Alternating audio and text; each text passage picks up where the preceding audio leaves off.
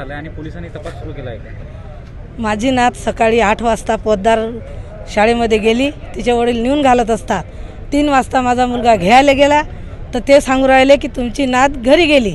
माझा मुलगा बाहेर असताना नात कधी घरी गेली? आम्ही त्यांना विचारायला गेलो, ते पोद्दारवाले म्हणून राहिले की आम्ही तुमच्या लेकरावर ध्यान ठेवावं काय, किती लेकरं आहेत असे शाळेत. तसंच आम्ही पोलीस स्टेशनला आलो. पोलीस स्टेशनला 3 वाजतापासून आम्ही बसलो इथं रिपोर्ट दिला तर पोलीसवाले म्हणून राहिले की SP साहेब मीटिंगमध्ये आहेत. आमचा रिपोर्ट घ्यायला त्याने किती वेळ लावला.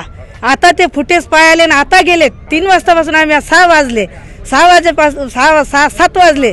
माझ्या नातीचा अजून पत्ता लागला नाही. हे प्रशासन काय करते? नुसतं बसते खाते का फक्त भाडवीचं? आज जिकडे तिकडे माझ्या नातीला जर कशाने काही झालं तर त्याची जिम्मेदारी प्रशासन, पोलीस आणि पोद्दार इंटरनॅशनल शाळा हे राहणार आहे.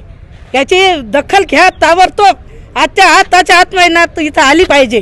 तोपर्यंत इथं पोलीस स्टेशनमधून मी हालत नाही. जर कोणावर संशय आहे तुमचा? माझा संशय पोद्दार शाळेवरच आहे. कारण पोद्दार शाळेमध्ये नात गेली, त्याचे पप्पा तिला घ्यायला गेले. एक फोन येत जाय म्हणजे कामाला आमच्या समोर काम चालू आहे तर आमच्या घरी शेतू आहे, कोणी फोन करते. शाळेत आम्ही त्याला आजच त्याला सकाळी शाळेत सांगितलं की माझ्या नातीला बाहेर येऊ नका देऊ तिच्या पप्पा आल्याशिवाय. आज 2 वाजता का त्याने माझी नात जाऊ दिली? जाऊ नव्हतं द्यायचं ना तिचे पप्पा आल्याशिवाय. सर्व जिम्मेदार शाळेवाले आहेत आणि इथली पोलीस सर्व यंत्रणा आहे. त्याची मीटिंग चालली होती 3 वाजेपर्यंत. 3 वाजतापासून तोंडाला फेस आलं, पाणी सुद्धा नाही आम्हाला प्यायला इथं. त्याची मीटिंग संपल्यावर ते आता फुटेज काढायला गेले का? पोरीला मेल्यावर आणतात का ते? फक्त माझ्या नातीला काय होऊ द्या, नाही त्या सरकारची पोलीस स्टेशनची याची खबर घेईन ना तर मग म्हणजा म्हणा.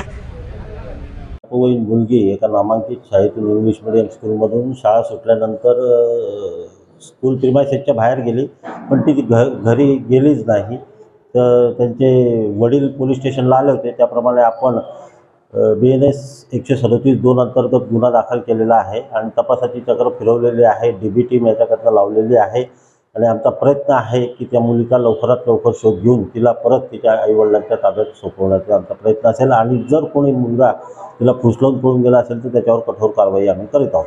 आतापर्यंत किती संशयित चौकशी झाली? आतापर्यंत आम्ही जे संशयित त्यांची नावं होते त्यांना बोलवलेलं आहे पोलीस स्टेशनला. त्या पद्धतीने पुढची चौकशी चालू आहे. बघूया त्याच्यातून काय निष्पन्न होतं.